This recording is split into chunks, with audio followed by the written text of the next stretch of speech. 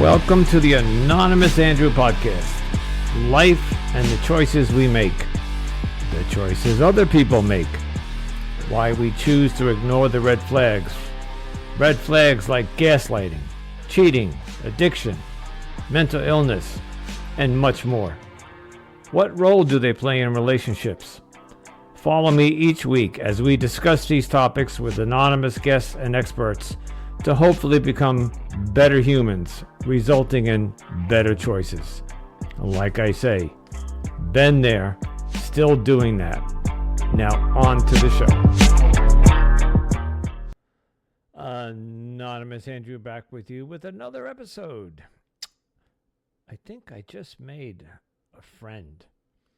Just finished recording an episode with a woman named Raquel, and she is a coach, and she coaches couples and singles into reconnecting with themselves. An amazing woman. We chatted before the recording, and then almost 25 minutes after the recording, and she offered me help, and I think I'm going to take her up on that. On top of all that, she's got, again, amazing stories of trauma, abuse, addiction, and another great story of how we can overcome all of this in our life. For those who are struggling in anything, whether it's addiction, a relationship, mental illness, whatever, there is hope, and you can come out the other side in one piece, and in many times better than you can ever have imagined. And I'm learning that now as I'm post 7 months now, going on 8 months. You guys go back and listen to the first 2 episodes. All right, but this is like episode number 40 something.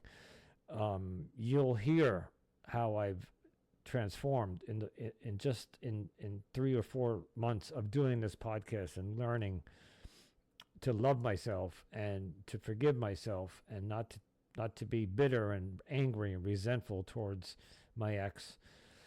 Anyway, up next is my interview with Raquel Adolson, and she is a coach, and she will tell you all about her practice and what she does and how she got there. And I hope you enjoy the episode.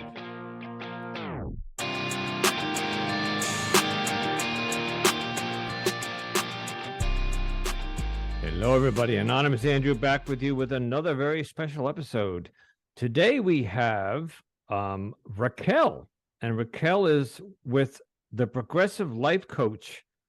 Raquel, good afternoon or good evening, because you're in a different part of the country than I am. Tell us a little bit about what Progressive Life Coaching is. Well, I'll tell you a little bit how it was kind of born. Okay. So, I'm just going to go through a little bit of my story. Please. Okay. Some tidbits. Okay. So,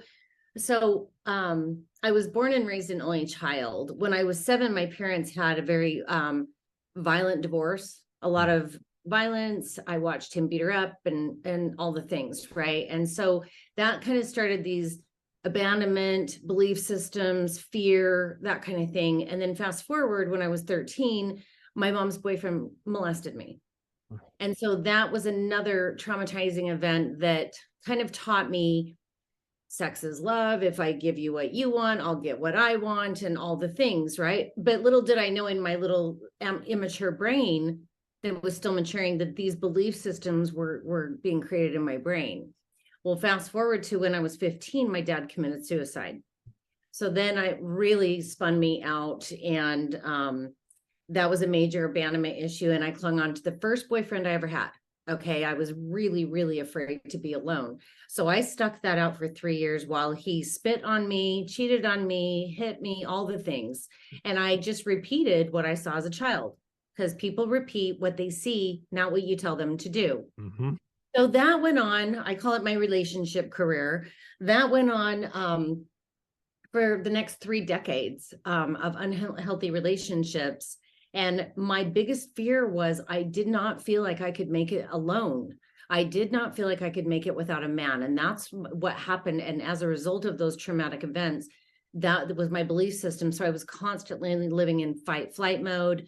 I was constantly selling out morals and values to be with the wrong partner, to be with somebody and have some security. Okay. And then fast forward to I was 30, living in Utah.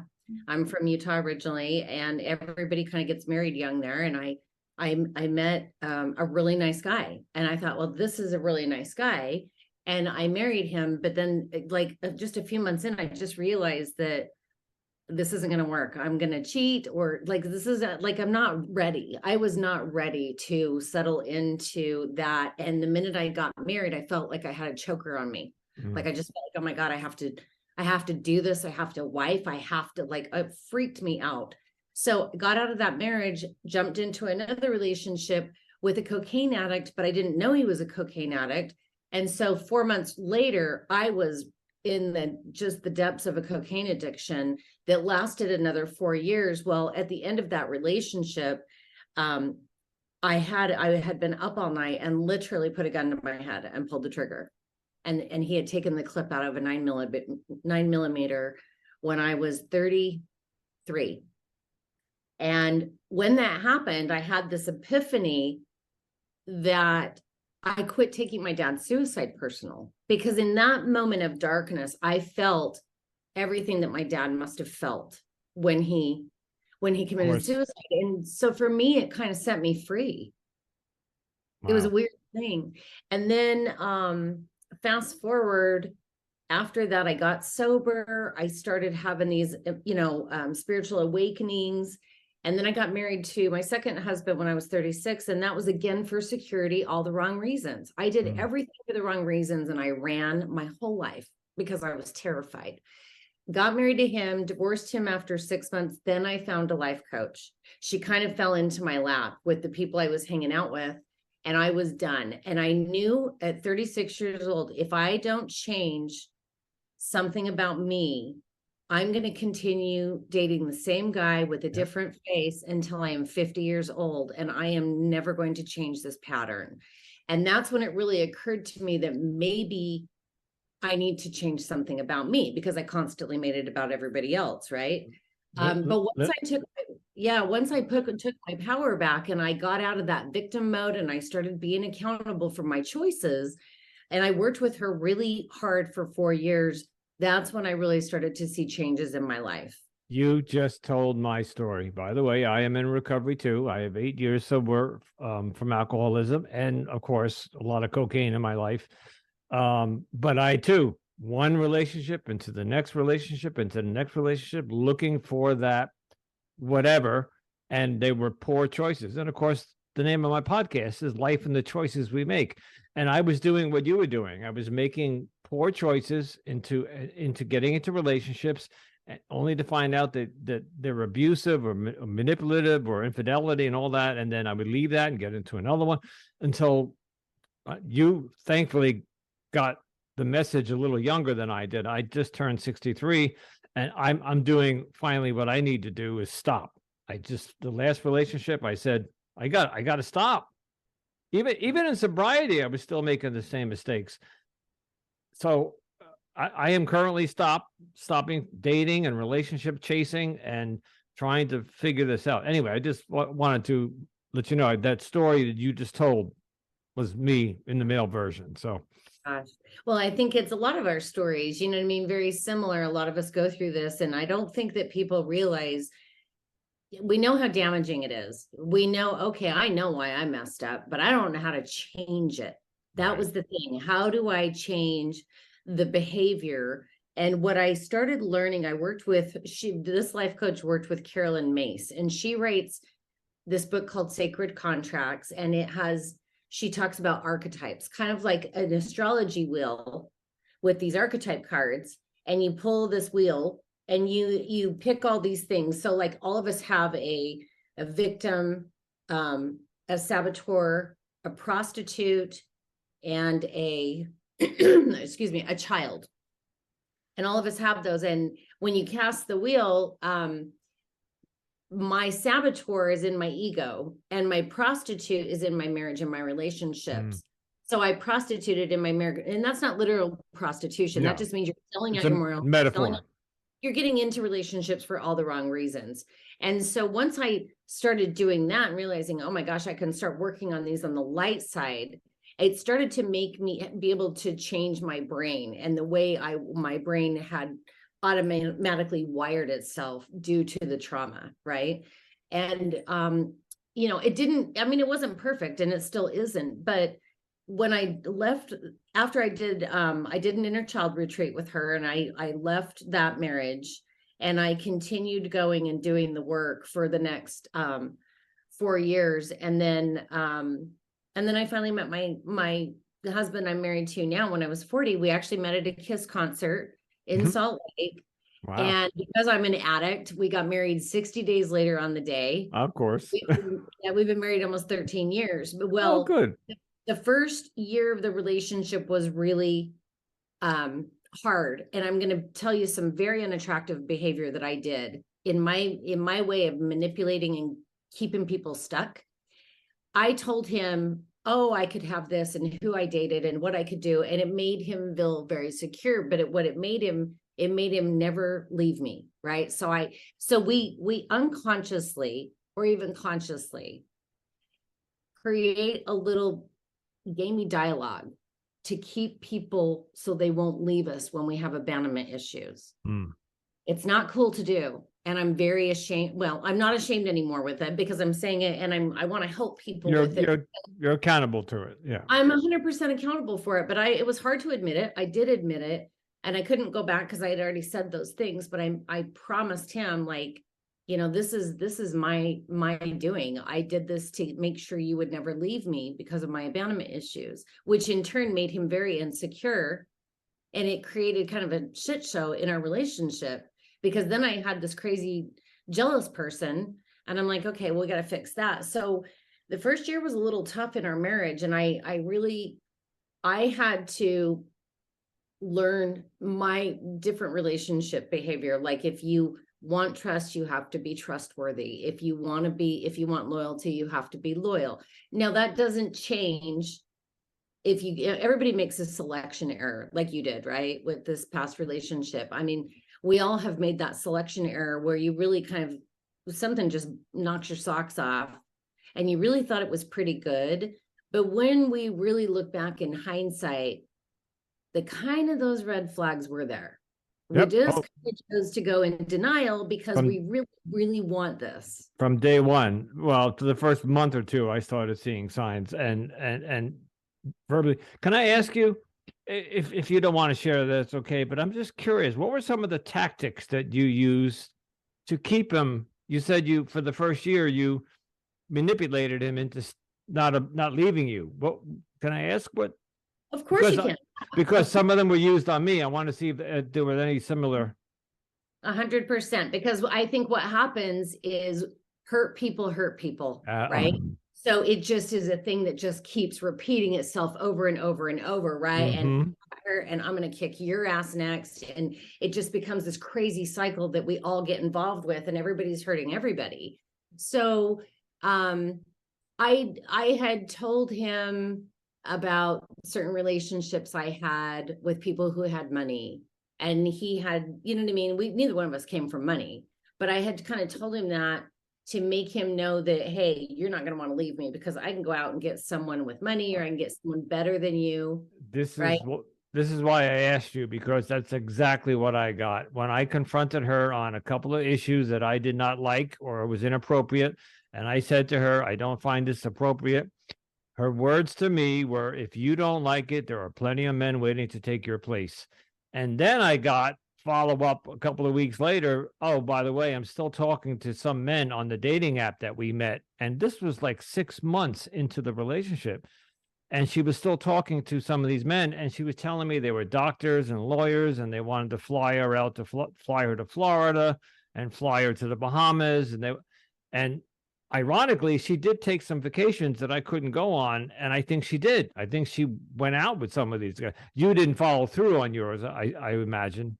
No. I'm actually very, very loyal. I mean, My situation was simply to just make sure that he didn't leave me. I Yeah. mean, I really felt crappy when I realized and acknowledged what I had done, because I really knew when I met him that I really, like, he was my exit buddy. So I felt really bad for hurting him. You know what I mean? But I just had to own it and move forward, and we had to work through it. So my intentions, they weren't malicious. They were just fight flight intentions. I think as I listened to what this gal did to you, that's a little more vagrant to me. You know what I mean? It's a little more in your face, very vagrant, very on purpose. Um, and actually it's mean. It's really mean. So obviously, I mean, not knowing this person, I could tell you for sure she's got abandonment issues. Oh yeah. For sure she's got daddy issues. You know what I Oh mean? yeah. The childhood was a traumatic. I could tell you all about the childhood, but it's similar to yours. So yeah. Mhm. Right. So really, I mean, honestly, the bottom line is, unless we really work through and peel these layers of these onions back, you're going to keep doing the same thing over, expecting a different Different result. results. They talk about in sobriety, in recovery, it's the definition of Insanity. Right? At some point, you have to stop and take your own inventory, pull your own weeds, look at your own shit, and go, okay, if I want to attract love, and if I want to attract someone trustworthy, what do I have to alter in my life? What behavior do I need to change? If I want to attract someone that's stable, and just that will honor me, then am I going to be stable and be honorable? Like, you have to, like attracts like, so you have to be what you got to become what you want to attract. Okay. My husband, we met when we were 40. Both of us were overweight. Both of us had hit rock bottom. He had a bad divorce. I had kind of hit a bad midlife crisis. We both went through our 401k, and we started from the bottom up. And we've been married almost 13 years today, and we are equals. And what makes my marriage work is I am not the warden. I don't tell him what to do. I don't tell him what he can't do. Okay. Do your thing. Don't sleep with anybody. That's the only rule. Don't cheat on me. I won't cheat. Like, that's our rule. Don't do that. But he wants to be in this relationship. Now, could I tell this to a sex addict that I dated a long time ago? No way I could trust a sex addict. You cannot trust a sex addict. Can't trust any addict. Right. But yes. Exactly. Yeah. But you can trust an addict if they're working in recovery and they're really working. A recovering addict. Yeah. Yeah. Someone in recovery that really is aware of their stuff, they can be trusted, but you just have to become, what you want to be. So I don't like the relationships that I've ever heard someone say, oh, it's my old lady. Oh, it's the ball and chain. Oh, it's the warden. I think it's super disrespectful. So what makes my marriage work is when we fight, I treat him like my best friend, because that's what he is. So I take the wife hat off. I remove his husband hat, and I say, hey, you are my friend. How can we meet in the middle with this? And that's what I learned in communication. It's probably one of the biggest communication skills that I have learned, is because when you're in a jealous relationship or that kind of a relationship, it's really hard to not feel like crazy. I've definitely been that crazy person in a relationship, the one that just made crazy. And I've been the person that made someone crazy. I've put someone in therapy and someone put me in therapy. We've all done it. If we all are honest with each other and own it, and what we can do about it, we can't change that ugly behavior, but what we can do about it is learn from it and move forward and change the behavior moving forward. It doesn't guarantee we're not going to get our hearts broken again, but it does guarantee that you're going to attract a healthier person the healthier you get. Good, because that's where I was. That's exactly where I'm at. The last relationship was so.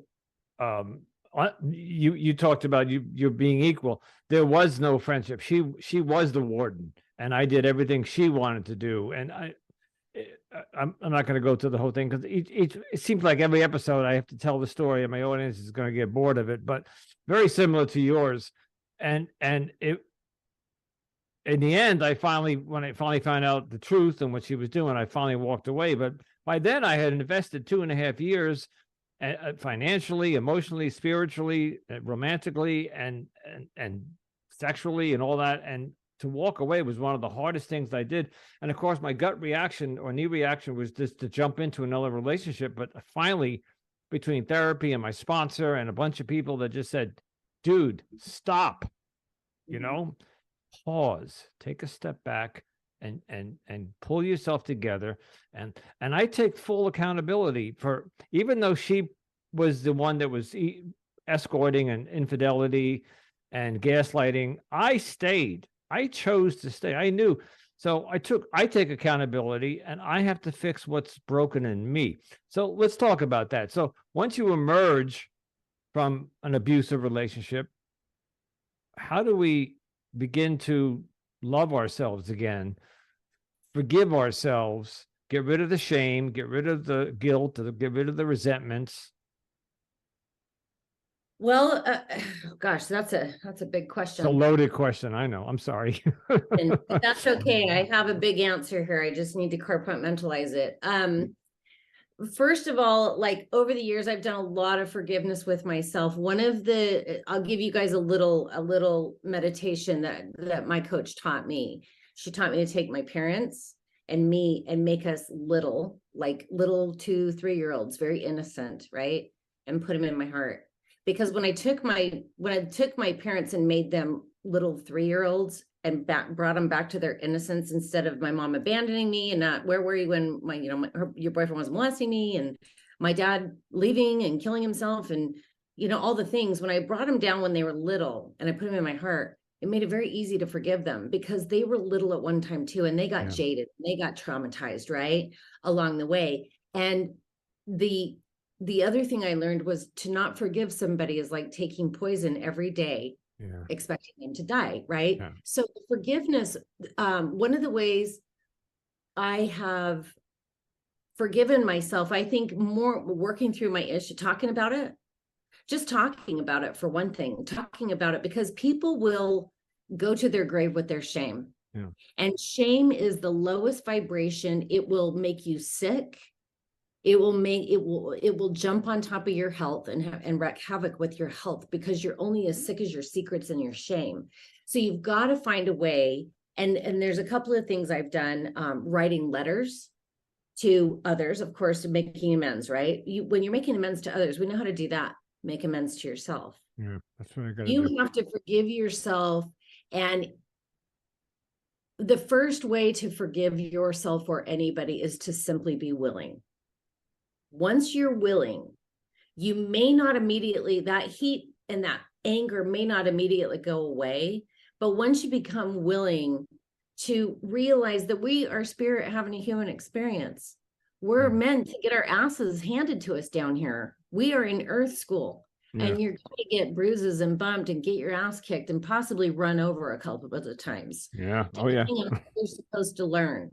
So once you wrap your head around the fact that this is just a temporary earth school, we're meant to get our asses kicked, because we don't learn from the easy shit. We learn from the hard things. Yeah. Okay. And we can't compare ourselves to, you know what I mean? Like our ages and when we evolve, like each of us has a different spirit and each of us is on a different path. So when we stop comparing ourselves and get off social media, and because it's a bunch of bullshit anyway, and a bunch of filtered nonsense, if we really get real with each other, the more conversations that we can have like we're having, and the more vulnerable we can be and just be honest about what's really going on there and in our emotions, I think it helps people open up more. Well, this is precisely why I started this podcast. It was something I've always wanted to do. I just never had a topic that I thought that I could be good at. But when this relationship ended and I was in pain and grieving and sitting home night after night, but I would listen to podcasts. I'm a big podcast audience also. I listen to a lot of podcasts about relationships. And one day it just dawned on me, And like you said, what we're doing, talking about it by meeting people. I have several weeks booked, and I've been doing this for almost 4 or 5 months. I love to hear your story, and it tells me that I'm not alone, that what I did or I went through, I'm not unique, and that there are other people out there, and some of them, I thought I had it pretty bad until I've heard some people's stories. I'm listening to your story, and I'm like, that pales in comparison to mine. But I know we don't compare that stuff, but it's how we come out of the other end of the relationship and what condition we're at. And you mentioned something about, I forget how you phrased it, about taking care of yourself. I recently had a doctor's appointment a couple of months ago, and my blood work was way off. I had gained weight all since the breakup. So the trauma and the stress and the anxiety from the breakup had manifested physically. And my doctor, I have a couple of medical conditions. I have some heart problems, but my cholesterol, my sugar, my weight was way up, and I'm working very diligently right now on a diet and exercise to get all that down. But your body can go through these changes after a horrible traumatic experience like that. Okay. 100%. So how did you get into, so let's talk about the progressive life coaching. Tell us a little bit about that. How you got into that. Well, I mean, my story, I've always been kind of an empath and a nurturer by nature. Like since I was little, I've always connected with older people, like 20 years or older, just had older friends, appropriate friends. You know what I mean? I've Right. always connected. I don't know if I'm an old soul or what it is, but once I did all this work and I had these epiphanies and I saw some light, I was like, oh my God, I want to show everybody where this light is. I want to show everybody that they can get there. You know what I mean? And I want everybody to know that they're not alone. And just because they can't do something like this and it put on YouTube in front of the world, you don't have to do that with your story. You No. just have to, you just can't leave it inside of you. You have to tell a therapist or a friend or write it down on a piece of paper and burn it. Mhm. Tell God, but you got to get it out of your body because that's what it did. It manifested in a physical form for you in the sense of your cholesterol and your diet and all the things, because you could eat perfectly, but if you don't work through the emotional issues, everything's kind of going haywire in your body. Right. And so when people's, Western medicine serves its purpose, and I get it, and I'm grateful for it because I do have an autoimmune disorder. I have autoimmune hepatitis, and I need to be on an autoimmune suppressant. But I've also am like super happy, and my labs are amazing because I take care of myself. I absolutely take care of myself. So it really, I mean, I know that I am living proof of when you take care of yourself, your mind, your body, and your spirit, everything will come together. But if you're just taking care of your body and you're forgetting about your heart and your spirit and your mind and your emotions, you may look great on the outside, but you're going to be hating it on the inside. Yeah. It's all connected. So once you do some healing with this, and then just for instance, with your heart, I'm a big Louise Hay fan. She wrote a book in the 80s called You Can Heal Your Life. And I don't know how this woman put it all together, but she has a list of health issues from A to Z that can happen. And what is the thought that created the condition? Mind blowing. So with you and your heart, and with men in general, when they get their heart broken, they get it broken one time and they close it, lock the door. That's it. Dust it off, move on, and suck it up. And if it even comes up, they shove it back down because men are taught not to feel their feelings, not to be vulnerable, not to cry. Right. So what they do is they shove it down there to where it gets so hard, your heart blows up. That's why men have heart attacks more than women.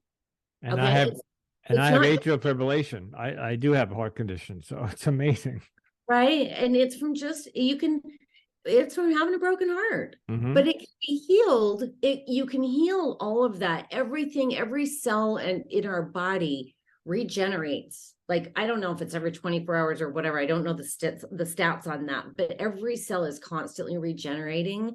And as you learn to heal and you forgive yourself and you go in with life with an open mind and an open heart, I promise you, if you do that work in 6 months, you could go in and get an echocardiogram and there'll be nothing wrong with your heart. That's funny because I have an echocardiogram scheduled for next week. They just called me today to remind me. So that's funny. I'm trying to do the work. So I'm by having this podcast and purging and having conversations, but my psychiatric nurse practitioner has said to me, and of course we meet regularly, and I tell her I want to heal and I want to fix myself. You know what she said to me? She said the best medicine that you could do is go to your 12-step program and let them follow the 12 steps, and because she's a big 12-step proponent. So and she might be right. But I'm in therapy and I'm into meditation. And of course I have a higher power, and so I'm trying. But you're right about when men get their heart broken, they shut down, because even if I thought about dating right now, I wouldn't trust. I wouldn't be vulnerable. I wouldn't trust anybody. And I'll be honest, I've been on a couple of dating apps and I've talked to a couple of women, and I shut down. I'm like, nope.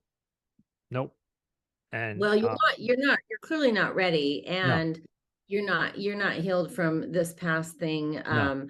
But what is your I'm curious to know what your therapist, like what feedback your therapist is. So your therapist is telling you to go back into 12 step.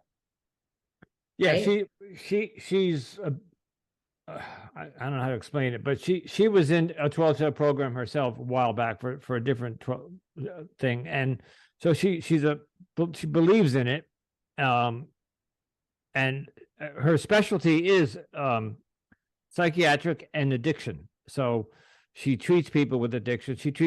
For example, she treats many people with opioids addiction. She gives out Suboxone. I don't know if you're familiar with that. Yes, she's that type of therapist / nurse practitioner. But she tells you that you need to have a support system, and there's many types of support systems out there, but she says the 12 steps would help you forgive yourself, it help you do the resentments. Like she wants me to do a 4th step over again, and a 9th step, and all that stuff. And yes, I'm not ready to date yet. I'm lost. I'm literally lost because I just don't know. I can tell you this. There's a bunch of ingredients in making a cake. There's not any one thing that makes a cake make a cake, right? Right. Bunch of ingredients. And I love the 12 steps, and I have a great respect for AA. I've never gone fully through the steps, but I do try to live to the best of my ability, because I think it's a great way of living. Like the 10 commandments, like just some basic stuff, right? Some basic, decent, like live like a decent human, for God's sake. Like there's nothing there, right? But I think that all the ingredients, it's the 12 steps. It's writing a letter. The 12 steps it's not any one thing. People can go in AA, and we see people die in AA. I've lost so many people that are active in AA and in recovery and sobriety because they haven't healed. Something is still wrong. Something is still wired wrong. They haven't changed that neuroplasticity in their mind. They die of heartbreak. They die of something. I've lost a ton of people that have been sober a long time and they've died. So I'm not convinced, and call me crazy, but I'm not convinced that it's the only thing. Oh, no. No. I really think you have to add other ingredients and really working on that forgiveness of yourself. And meditation is a great tool. So I think you take the 12 steps, and you take meditation, and you take writing a letter, and you take a little bit of your therapy, and you take a little bit of, maybe you get this book, Louise Hay, and you kind of read this, because her book is all about teaching you how to love yourself, all about affirmations, all about I ams. One thing I can tell you is in 2014, I was trying to pass my real estate test. And I kept failing. I failed 7 times.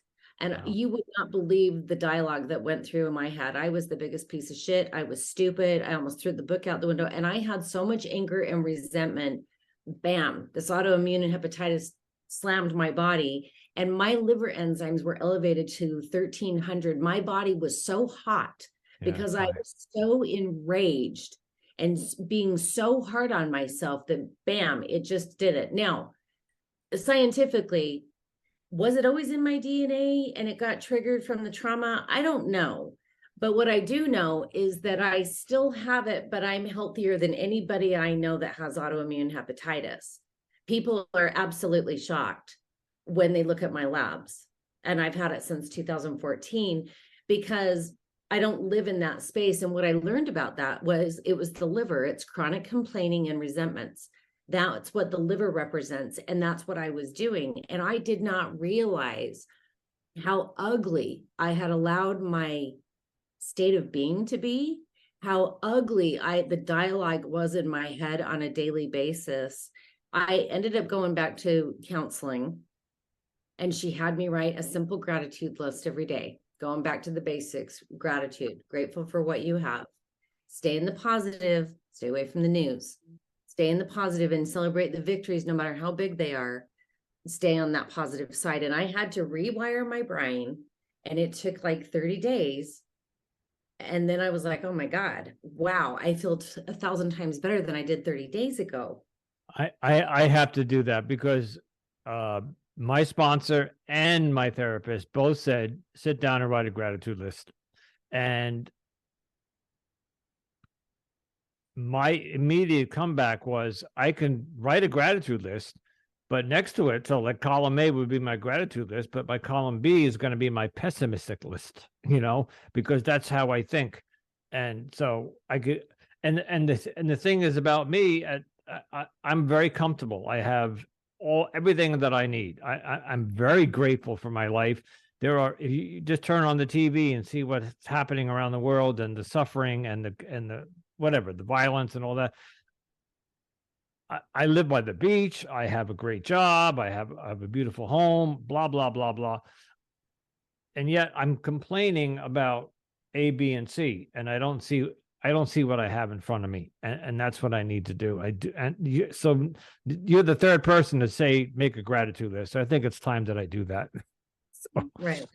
Well, and the thing is when you grab a few of these tools and you are actively using them, okay, you should start to feel better. But if you're not, then you got to make another adjustment.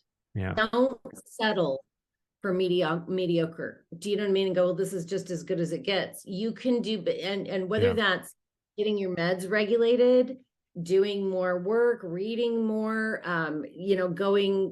finding a hobby, anything. Like if you're not shifting and feeling better, and I'm not saying Rome was built in a day. I mean, I started to have, these little conscious awakenings started lifting me. And of course I have my bad days, but I have better coping tools.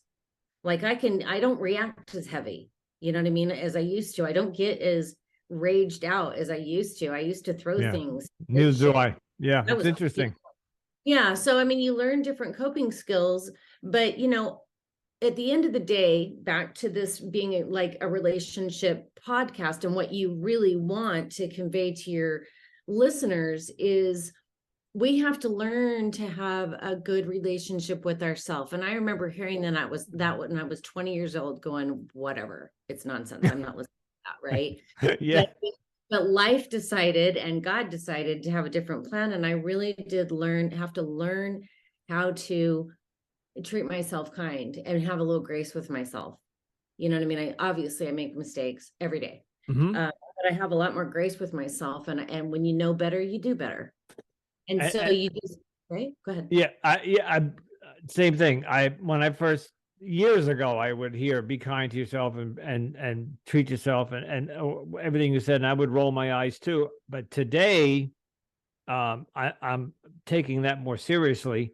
And I also, you just mentioned something, oh gosh, I can't remember what it was, but I'm doing it. And, it is making a difference. By the way, this is, and the audience knows this, I've been single 7, maybe going on 8 months now. It's the longest time I've been single in 20 something years, because my pattern was to jump right in.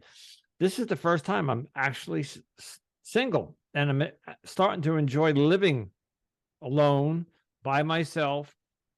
In the first 3 months, it was horrible. I was just going out of my mind. But, when you're with somebody for X number of years and you see them either every day or every weekend or whatever your schedule is, and then all of a sudden, poof, they're gone.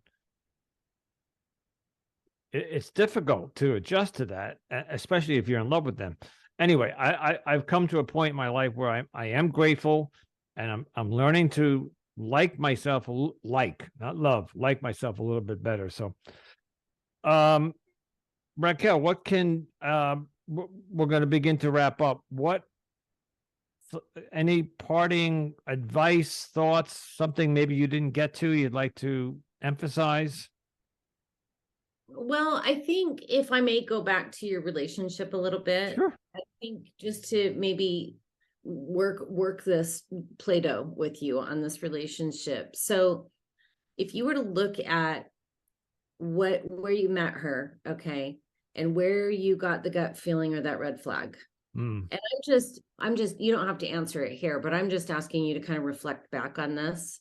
Where did you have that red flag? Because you knew it was there. We all know it's there. We just go into denial. Oh, absolutely. Yeah. Very seldomly do someone just knock our butt in the dirt and we didn't see it coming. Usually there's a little bit of a red flag. So where I would love, and I'd love to talk to you after, but where did the red flag come up? And then 6 months in, when you learned about this, what was it? And these are just questions to ponder on. Were you in love with her? Were you addicted to her? Was it the idea of her? Was it the idea of having a partner? All the above. All of the above. And I think that you're not alone in, most of us will stay in an absolute shitty relationship in fear of, this is as good as it gets. I'm not lovable. No one's going to love me, and I'll just take what I can get, which is absolute bullshit. Yeah. Right. And then you meet somebody and you go, oh, this is great. And then the affairs start to happen. Right. And it's like, oh, this will be so great on this side and on this side. And then those things, you know what I mean? And I'm not saying everybody does this, but this is just it's the vicious cycle of lack of communication in relationships. If you want a relationship to work, both parties have to be vested in it. Yep. They both have to want to be in it. If you've got one that's on the edge and one that's 100%, you're screwed. It's not going to work, and you have to decide if if you're willing to invest your time in someone that's half-ass in, you're going to have your heart broken. It's just going to it's like, would you rather have 1 to the head or 5 to the chest? Just get out, move on, but I think just looking at those things and where you are in your evolution of, what's my level of fear of being alone? What's my level of not feeling lovable? Because I think once you're aware of where the level is, you can bring the level up. Interesting. Okay. Yeah.